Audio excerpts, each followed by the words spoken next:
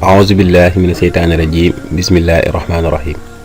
xisa bi nag ñetti waay la woon ñu ànd nag di tukki ba ñuy tukki noonu ci yoon bi ñu daal di for benn keesu xaalis.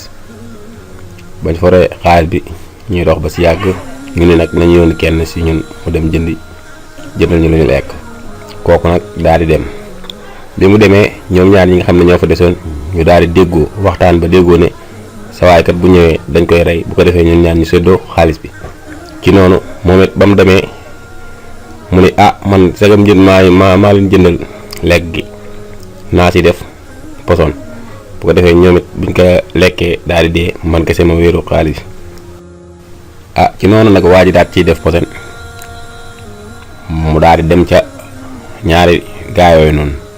naka la yegg si rek ñu daal di koy sëkkatoo ray ko.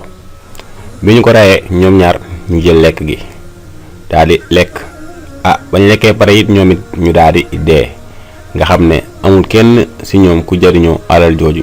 ñoom ñëpp perte nañ ko. li nag liñ ci mën a jàngee mooy ne àdduna amul solo, te it koom bi nga xam ne du jeex mukk moom mooy doylu. amul dara lu ko ëpp solo. kon nag waaleykum salaam wa rahmatullahi taala wa barakaatu.